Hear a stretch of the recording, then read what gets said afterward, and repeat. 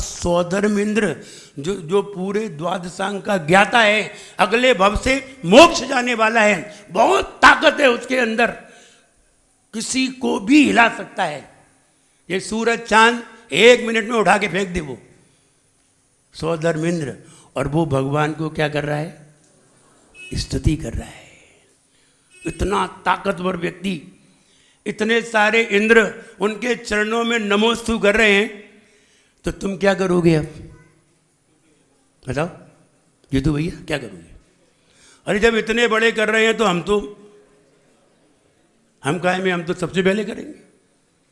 बताइए, अभी मुख्यमंत्री किसी को नमस्ते कर रहा हो तो तुम तो अपने आप करने लगोगे, और वहां वो सौधर्म इंद्र, सारे इंद्र, जितने भी इंद्र हैं, कितने इंद्र हैं? 100 इंद्र हैं, और 100 इंद्र उन्हें नमस्कार करते हैं, चाहे वे सूर्य देव हो चाहे चंद्रदेव हो, सारे इंद्र उन्हें नमस्कार करते हैं। जो उनकी शक्ति का क्या कहना, जिनको सब नमस्कार करते हैं तो हम भी उन्हें नमस्कार करने के लिए तैयार हैं। ये भाव इसमें दिया है।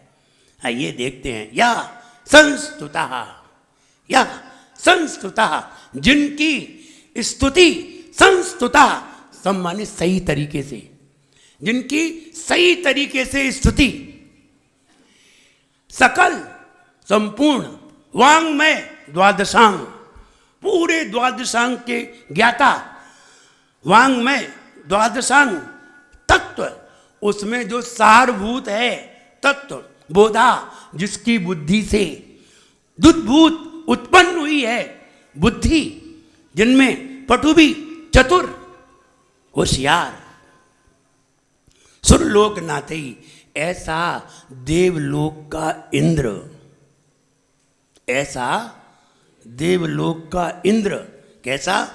जिसको पूरे द्वादशांग का ज्ञान है। पूरे द्वादशांग में कितने पद होते हैं?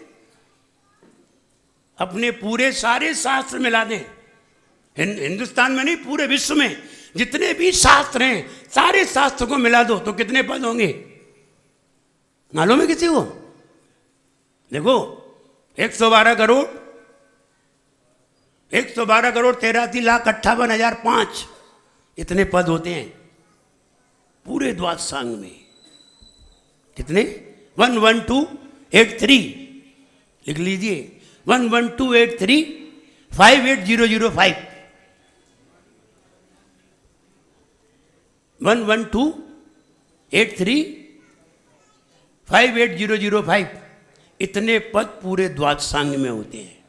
वे तुमसे पूछे द्वादशांग में कितने पद होते हैं, और अगर तुम्हें सुना ना हो तो कोटि शतम द्वादश चैव कोट्यो लक्षान्य शीतिस्त्यधिकानि चैव 50 च सहस्र संख्या, ये उसकी संख्या है। 112,83,58,005 इतने पद पूरे द्वादशांग में। अभी तक तीर्थंकरों ने जितनी वाणी खिराई है सबको मिला करके इतने पद होंगे, इससे ज्यादा नहीं होंगे, एक पद भी ज्यादा नहीं होगा। अब एक पद में कितने अक्षर होते हैं ये आपको बाद में बताया जाएगा, अभी तो पद बताए हैं, इतने पद होते हैं। अब एक पद में कितने अक्षर होते हैं ये भी आपको आगे बताएंगे। तो यहां कहते जिनकी स्तुति द्वादशांग के ज्ञाता, द्वादशांग के ज्ञान से जिनकी प्रखर बुद्धि हुई है, ऐसे इंद्रों के द्वारा की गई, जिनकी स्तुति द्वादशांग के ज्ञाता, द्वादशांग के ज्ञान से जिनकी बुद्धि प्रखर हुई है, ऐसे इंद्रों के द्वारा जिनकी स्तुति की गई। कैसी स्तुति की गई अब वो सुनिए। स्तोत्रैर जगत, उन्होंने स्तोत्रों को रचा, उन्होंने स्तोत्र रचे।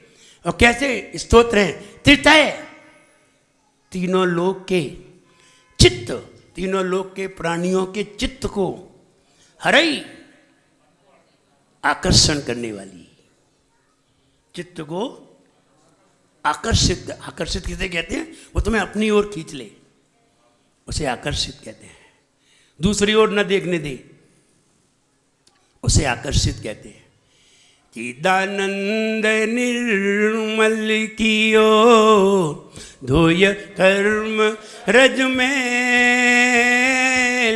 सरल करी या जगत में, भविजन कौन शिव गए। ये बताओ, हमने आपसे कहा था गाने को, फिर क्यों गाया आपने? बस यही आकर्षण है। चिदानंद निर्मल कियो धोई कर्म रजमेल, सरल करिए जगत में, भविजन को शिव गए। अब क्यों नहीं गाया? इसमें कोई आकर्षण नहीं था।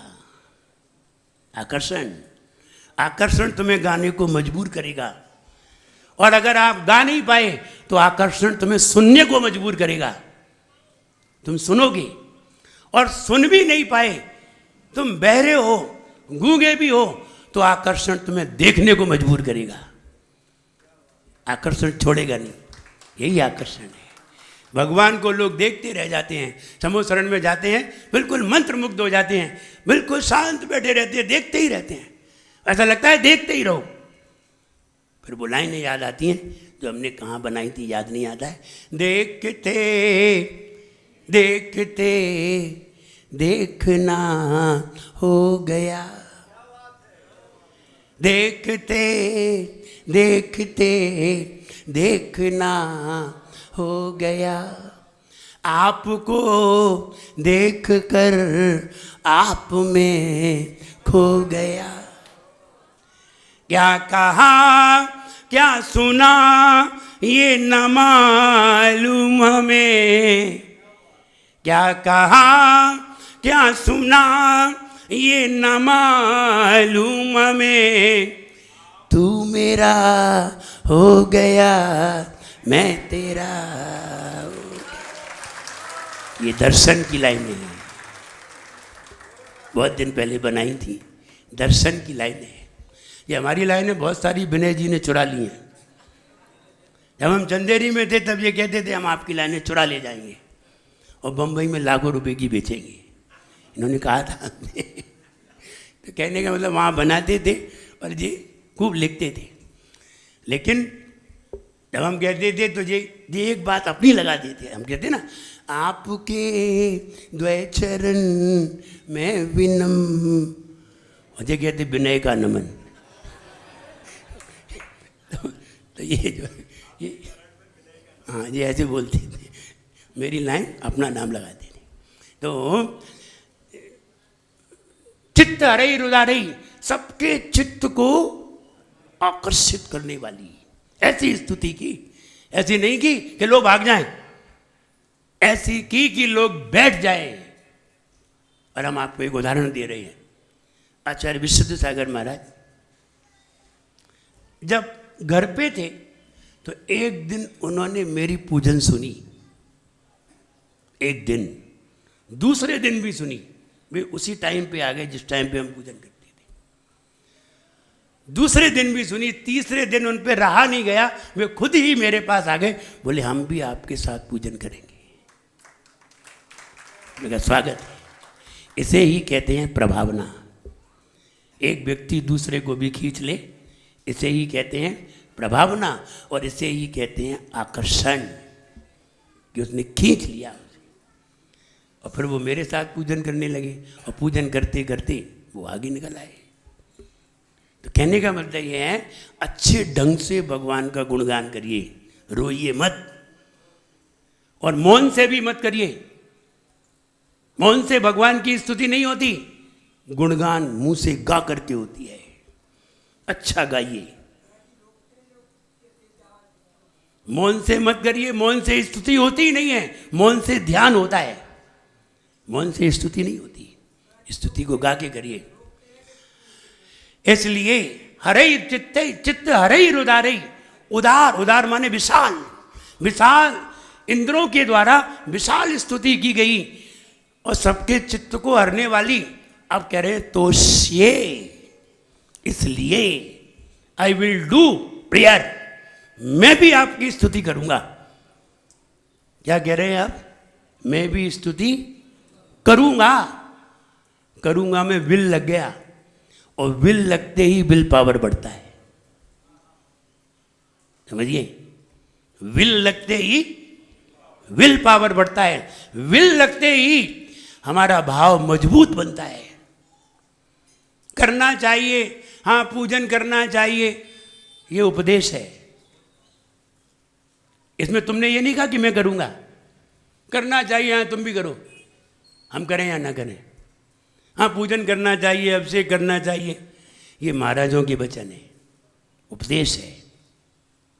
करेंगे, इसमें ढील है, कर लेंगे बाद में। करूँगा, इसमें मजबूती है, आई विल डू। तो जैसे ही विल लगा वैसे ही विल पावर बढ़ा। इसलिए विल लगते ही यहां ये कहा है करूंगा, तो मैं भी करूंगा। किल माने रियल में, किल माने रियल में, अहम मैं, किला हम, किल रियल में, अहम मैं, अपि भी, तम उन, प्रथमम जनेन्द्रम, पहले जनेन्द्र भगवान की, मैं भी उन पहले जनेन्द्र भगवान की स्तुति करूंगा। करना चाहिए नहीं, करेंगे नहीं, करूंगा। करूंगा माने अभी, एट ए टाइम, और करेंगे डिले। इसलिए करूंगा। कोई भी बात हो दिए को मैं भी ऐसा करूंगा तो आप जल्दी कर लोगे, भाव पे जल्दी पहुंच जाओगे, वरना नहीं पहुंच पाओगे। इसलिए यहाँ उन्होंने आचार्य मानतुंग महाराज ने कहा तो मैं भी उनकी स्तुति करूंगा। जिन आदिनाथ भगवान की स्तुति सो इंद्रों ने की, और इंद्रों ने कहते हैं जो सबसे ज़्यादा पावरफुल होते हैं, इनसे ज़्यादा कोई पावरफुल नहीं होते दुनिया में, कोई भी पावरफुल नहीं होते। अपने इतने बड़े बड़े मकान है, 10 मंजिल के मकान है, भाई ऐसे हाथ दे देंगे तो वो भागते दिखाई देंगे, मकान सब धाराशायी हो जाएंगे, उनके एक झापड़ में भूकंप आ जाए। इतनी ताकत है उनमें। ऐसे ताकतवर, दुनिया की सारी ताकतों को अपने अंदर रखने वाले वे 100 इंद्र भी जिनके चरणों में स्तुति करते हैं, तो मेरी क्या विसात, हम तो यही कह सकते हैं। तो मैं भी उन आदिनाथ भगवान की स्तुति जरूर करूंगा। I will do prayer sure, जरूर करूंगा। ऐसा नहीं है कि करूंगा, जरूर करूंगा। इसलिए जरूर करिए। यहाँ यही बताया, हे भगवान, जिनकी स्तुति इंद्रों के द्वारा की गई, सबके चित्त को हरने वाली, द्वादश सांग के ज्ञाता इंद्रों के द्वारा की गई, तो मैं भी उन आदिनाथ भगवान की स्तुति जरूर करूँगा। ऐसा दर्शाया। बात को समझ करके और बात में भाव डाल करके अगर कोई बात कहेंगे तो निश्चित आपकी बात में वजन होगा, और अगर आपकी बात ऐसी ही रही तो फिर वजन नहीं होगा। स्तुति करने के लिए अच्छा भाव और सही भाव उत्पन्न हो, कसाय आदि ना हो, क्रोध आदि ना हो, मन प्रसन्न हो। और मन प्रसन्न हो, कसाय आदि ना हो, तो निश्चित है आपकी स्तुति में आनंद आएगा। और अगर जरा सी भी कसाई हुई तो आनंद नहीं आएगा। मुझे याद आता है, 2 मित्र मिले, जब 2 मित्र आपस में मिले तो उन्होंने कहा, जब 2 दिन बाद मिले तो उसके चेहरा बदला हुआ था। तो उसने पूछा, भाई साहब क्या हो गया? तो उसने जैसे ही कुछ कहा, अरे तुम्हारे तो दांत टूट गए। दांत कैसे टूट गए? अब उसने, अरे रहने दो। नहीं बताओ दांत कैसे टूटे? तो उसने यार, वो घर में जरा रोटी थी तो वो कड़क थी, रोटी थी तो बहुत कड़क थी, इसलिए दांत टूट गए। तो मित्र बोला, तो नहीं खाते? बोले खाइए ही तो नहीं। आगे हम ये कहें, कसाय में कभी भी प्रसन्नता नहीं बनेगी। आप चाहे जब मंदिर में आए तो मंदिर में आए तो प्रसन्न होकर के आएँ। जब प्रसन्न होकर के आएंगे तो निश्चित मानिए आपको सारे गुण अपने आप ही प्राप्त होंगे। जो प्रसन्न होकर के आते हैं उन्हें ही गुण प्राप्त होते हैं। समूह शरण में जाते हैं, पहले प्रसन्न होना पड़ता है, उसके बाद अंदर एंट्री मिलती है। समूह शरण में बहुत खतरनाक होता है वो। समूह ऐसे नहीं कि चाहे कोई चला जाए, देव लोग खड़े हुए हैं, फौरन बाहर कर देते हैं। पहले प्रसन्न होइए, फिर अंदर जाइए, योग्यता लाइए। इसलिए आप भक्तामृत सुन रहे हैं, आइए फीट करने के लिए तैयार हो जाइए। रीढ़ की हड्डी सीधी, पालती लगा लीजिए, आंखें बंद, योग में आ जाइए। ओ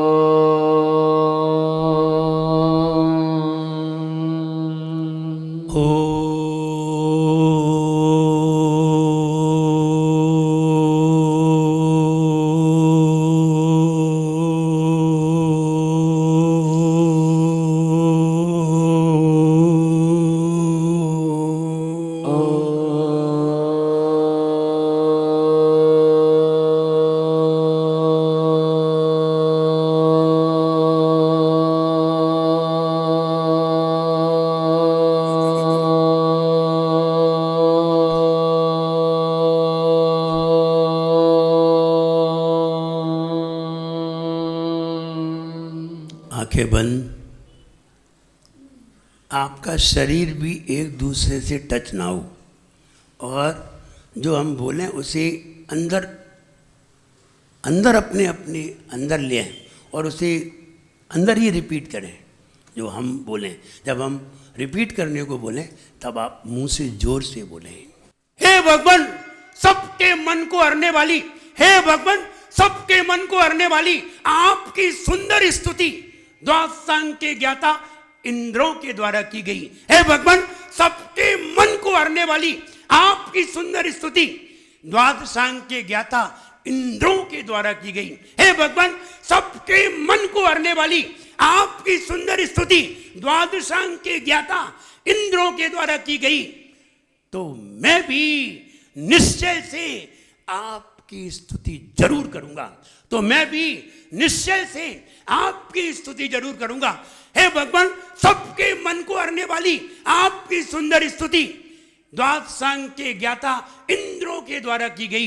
हे भगवान सबके मन को हरने वाली आपकी सुंदर स्तुति द्वादशांग के ज्ञाता इंद्रों के द्वारा की गई।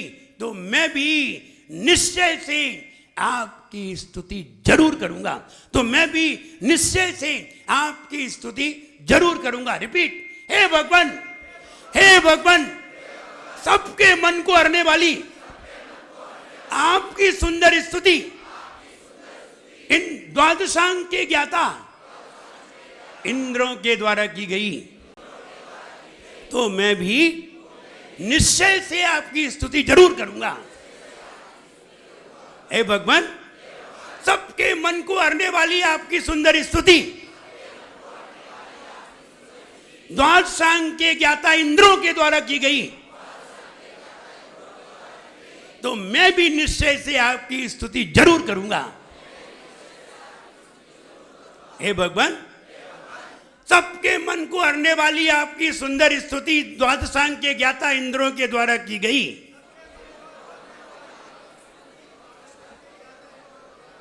तो मैं भी निश्चय से आपकी स्तुति जरूर करूंगा।